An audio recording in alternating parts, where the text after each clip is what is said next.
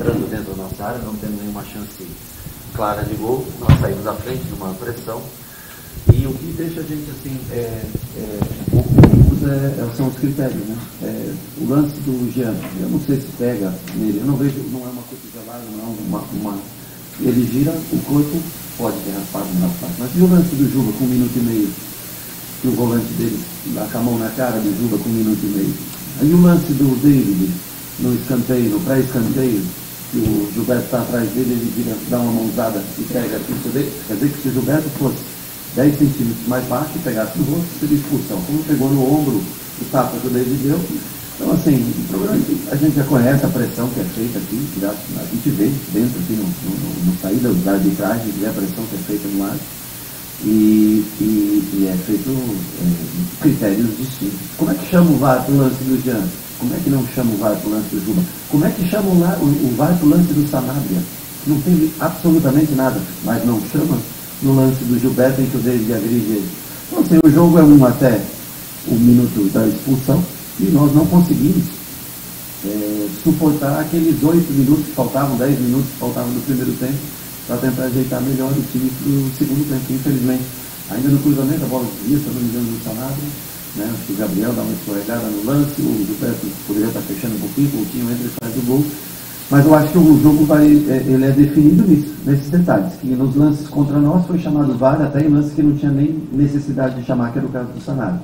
E nos lances que poderiam ser usados da mesma maneira, do mesmo critério que foi dado a expulsão do Jean Lucas, poderia ser feito no lance do Cauã, se eu não me engano, com o Juba, e no lance do David com o Gilberto. E aí não é nem chamado VAR, não é nem verificado a imagem, nada.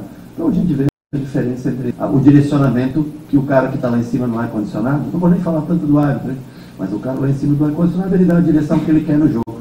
Eu vi agora a imagem do lance do jogo do Grêmio com o Botafogo, o pênalti que foi dado, é impressionante, assim, não há um critério, não há um padrão, e aí você define o jogo.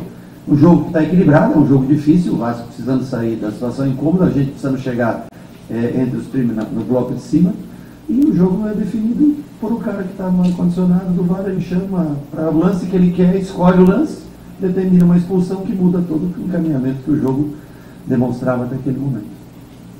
Rogério, aqui atrás, Fred Uber, TV Globo. Queria te fazer uma pergunta não relacionada diretamente ao jogo. Esse ano o Campeonato Brasileiro está batendo recorde de jogadores estrangeiros.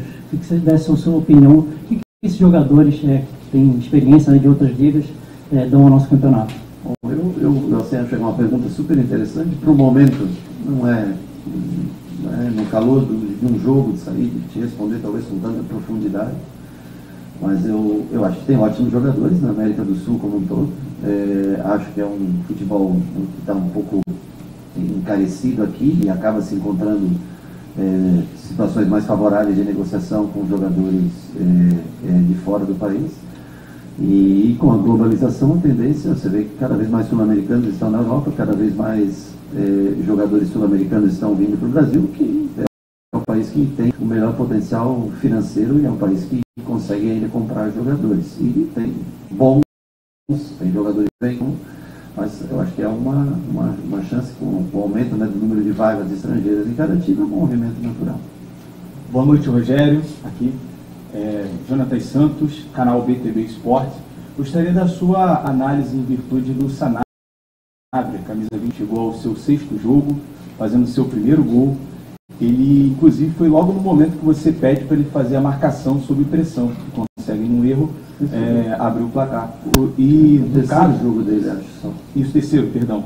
E ele chega hoje fazendo gol, tem sido destaque, vem acompanhando ele desde o jogo contra o Cruzeiro, foi destaque também no último jogo contra o Ceará. Se você pretende, né, nessa questão, continuar aí pelo lado esquerdo, na volta do ao lado direito, e se há uma possibilidade também até do Thiago jogar como você pretende. Obrigado, Rogério. Não. O Sanabria, dentro do 1 contra 1, ele é um jogador insinuante, um jogador que leva muita vantagem. Teve jogos que ele se destacou mais. Contra o Ceará, o primeiro tempo, ele não teve tanta vantagem, mas contra o Cruzeiro levou mais jogos. E no momento que você tem Ademir machucado, que você tem Pulga lesionado, e Thiago estava lesionado até o último jogo, voltou agora. Ele é um jogador que vira uma peça fundamental. Pode jogar dos dois lados, já conversei com ele, ele joga dos dois lados.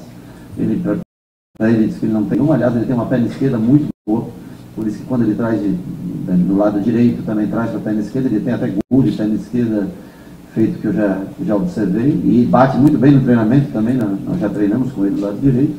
E aí nós temos que esperar voltar os caras que estão, torcer para que voltem rápido os jogadores que estão no departamento médico, porque essa posição, para nós, é uma posição que se desgasta muito. Então nós temos que ter mais jogadores, né? Porque senão você troca e ainda não tem as opções ideais para... Hoje até nós tínhamos o Kaique, tínhamos o Cauê no banco, mas com um jogador a menos. O Kaique e o Cauê fisicamente não são jogadores para se jogar num 10 contra 11 ou no 9 contra 10, como foi o caso, né? Então, as pessoas às vezes não entendem, mas ao menos o Iago nos dava uma força de recomposição, ele é um jogador de força, ou o Iago, ou o Zé, qualquer um dos dois que já fez essa função, né?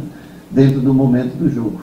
Mas claro que o Pulga pode jogar na direita, Sanabria na esquerda, Ademir na direita, o único que não joga do lado contrário é o Ademir. O Ademir, impreterivelmente, gosta de jogar pelo lado direito. Os outros, desde que a gente os tenha em mãos para poder usar, jogam dos dois lados. Rogério, aqui à tua direita, boa noite. Sou o Almeno Campos, do canal Bom TV. Eu quero abordar a respeito de 2 gols que vocês levaram de jogada aérea. Um do Felipe Coutinho, outro do Puma Rodrigues.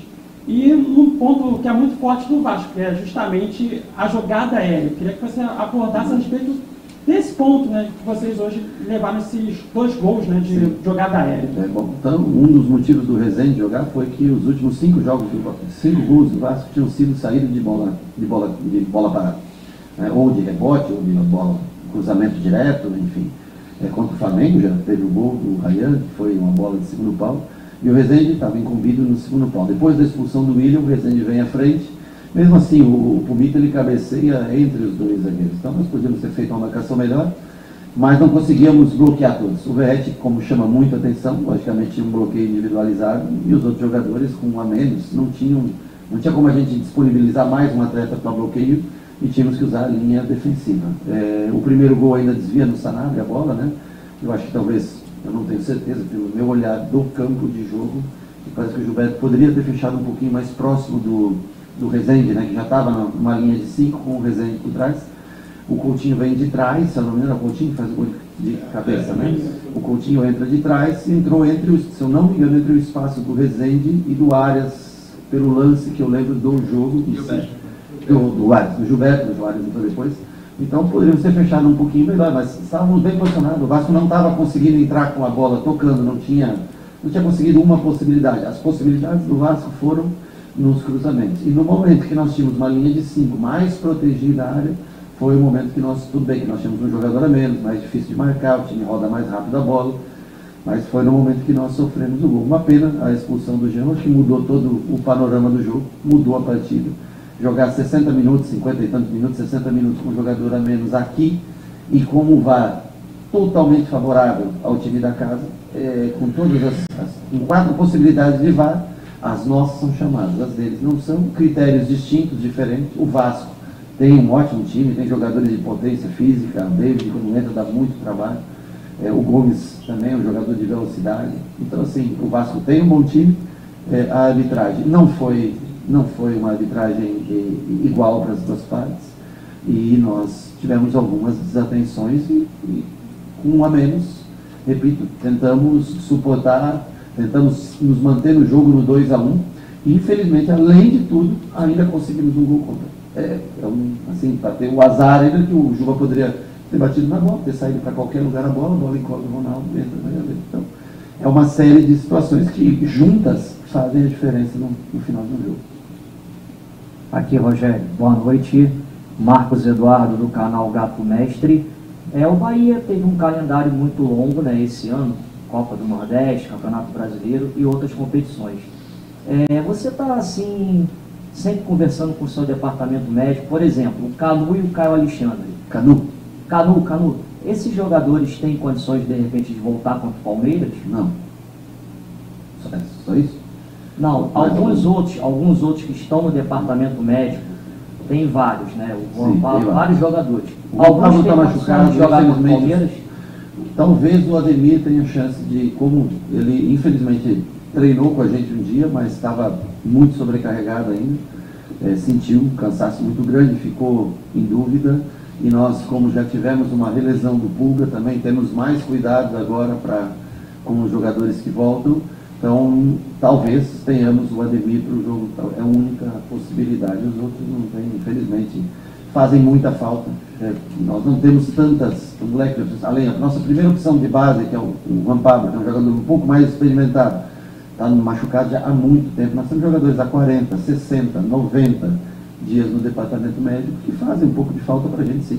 Eu não posso dizer, os jogadores que estão aqui contribuem, mas alguns nós não temos, principalmente no setor ofensivo, nos faz muita falta. Nós começamos o ano com Pulga, Lúcio e Ademir. Nesse momento nós não temos nenhum dos três, né? Aí tinha Thiago para substituir, machucou. Tinha Juan Pablo que podia substituir, machucou. Infelizmente, são lesões, acontece. São muitos jogos, mas assim, nós temos se apegar a isso, nós temos que dar um jeito, temos que tentar, primeiro, trazer o máximo de jogadores possíveis, porque não dá para escolher. Aqui contra o Vasco é difícil, né? Contra o Palmeiras em casa também é difícil. Contra o Botafogo aqui é difícil. Contra o Flamengo em casa, que é o do dia 5, também é difícil. Então, né? Agora, quando tem, além de tudo isso, das dificuldades que nós já temos por natureza, dos times que nós enfrentamos, que são bons times, como é o Vasco, e com uma arbitragem que um cara do vídeo que chama todos os lances para o adversário e não chama para a gente, fica mais pesado, fica mais difícil. Temos que tentar ajustar, porque o campeonato não para e os jogos nós temos uma sequência de jogos muito pesados, muito difícil, e infelizmente esses atletas que estão, alguns, o Eric, por exemplo, sei lá, 90 dias, 100 dias, não sei, infelizmente essas lesões acontecem e atrapalham o nosso planejamento. Obrigado, Rogério. Aqui, Rogério, boa noite. Sérgio Quim, de canal Atenção Vascaínos. Você pontuou agora há pouco os gols que o Vasco vem fazendo na bola aérea e certamente você também analisou os gols que o Vasco vem sofrendo. Sim. Vários de erros individuais, assim como aconteceu hoje. O que houve de conversa específica com os seus atletas, principalmente em relação à marcação-pressão? Se houve algum papo para forçar algum erro individual e aproveitar essas falhas que o Vasco vem cometendo? Marcação-pressão, pela característica do Diniz de jogar, de tentar sempre sair jogando com posse, você não pode deixar abrir esse meio, né, para que eles consigam. Nós roubamos a bola justamente bloqueando bem a saída, o gol do Sanabria, né, nesse sentido. Bloqueamos bem a saída e conseguimos fazer o gol numa marcação-pressão bem feita. Nem tanto pressão, mas muito coeso. Se você não tiver coeso, eles, pelo número de jogadores que eles tentam botar do lado, baixam os 3 jogadores de frente, abrem zagueiros, sobem laterais, baixam os meias por dentro. Então, assim, no momento que nós roubamos aquela pressão gol, porque nós estávamos bem posicionados dentro do campo. Sobre as bolas aéreas, nós treinamos. E é incrível, porque não é um time alto. O Vasco não é um time alto, mas tem conseguido. Tem o Berretti, que é um exímio e excepcional cabeceador, mas os zagueiros não são tão altos.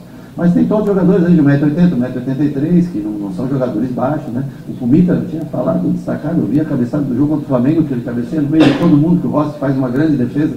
E você vê que o cara tem o movimento do cabeceio. Mas com um a menos é impossível você marcar individualmente todos os melhores cabeceadores. Você dá a tua referência para o melhor, que era o Berretti. E eu acho que é mérito, principalmente da batida do Coutinho. Eles têm um padrão de batida, né? Nessa do gol aberto, a bola aberta, entre ponta da pequena área e marca do pênalti, entra sempre com o pé direito.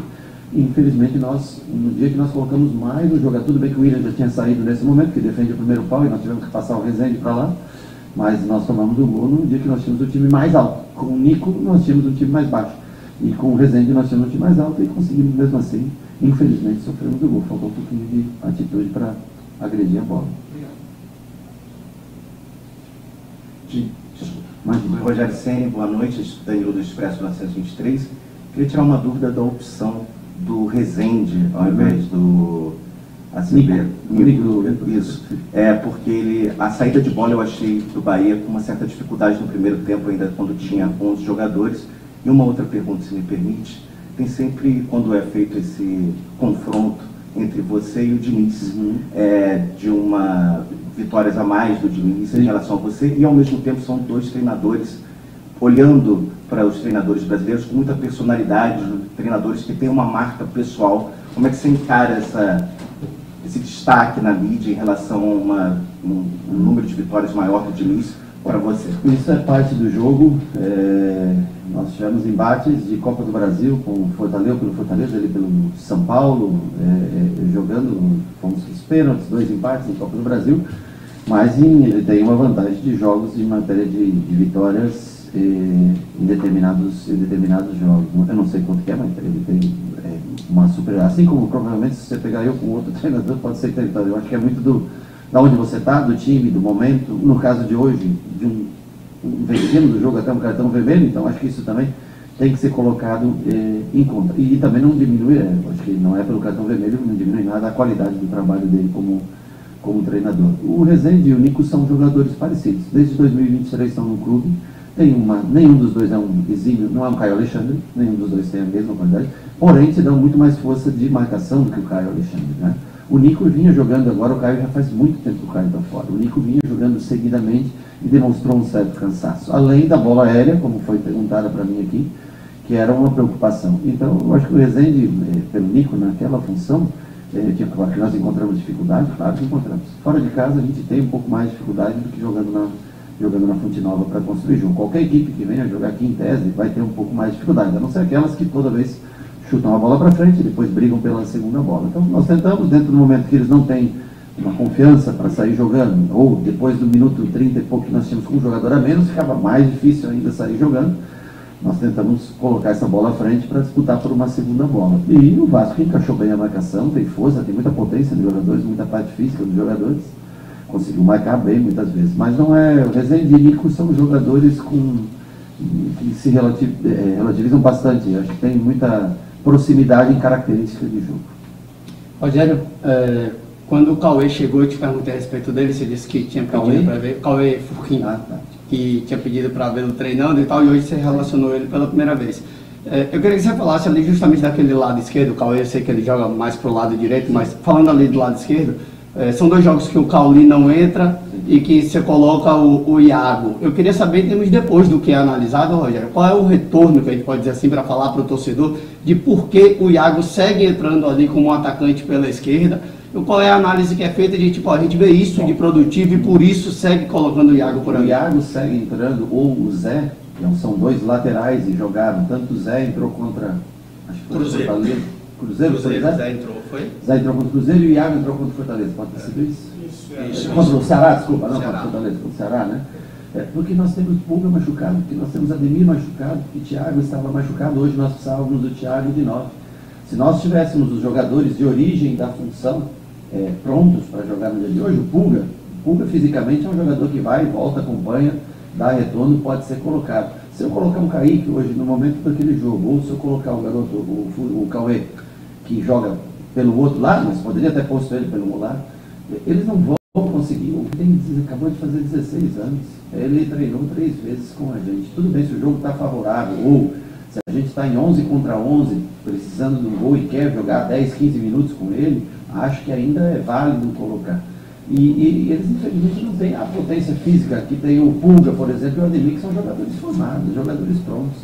Então, assim, dentro daquela circunstância do jogo, o Iago, para fazer um 4-4-1, o Iago poderia dar a chegada pela força que tem na linha de fundo e recompor na marcação, porque senão nós tomaríamos 4, tomaríamos 5, não seria nada absurdo. E é duro nós já tomamos uma vez 5 nesse ano, que é uma coisa anormal, e não é fácil você se recuperar depois disso. Então, no jogo de hoje, explicando para você, por esse motivo, poderia ser o Zé, poderia ser o Iago, jogadores que têm força. Cauli, para fazer esse vai e volta do lado, ele não vai conseguir te render, não vai conseguir recompor. O Kaique é a mesma coisa. Eles são jogadores mais técnicos, mais leves, que para o jogo de hoje, com chuva, com superioridade numérica do adversário, não conseguiriam. Numa situação normal, claro, caberia muito mais botar um Kaique num 11 contra 11, naquela situação, num jogo 2-1 para o adversário, você num 11 contra 11, caberia muito mais um jogador mais técnico. No caso específico de hoje, o Zé ou o Iago fariam melhor a recomposição, porque senão nós perderíamos um ataque e voltaríamos com um jogador a menos, mais jogador expulso e não conseguiríamos marcar o Vasco. Pronto, professor, obrigado pessoal, boa noite. Bom, falou aí o Rogério Ceni,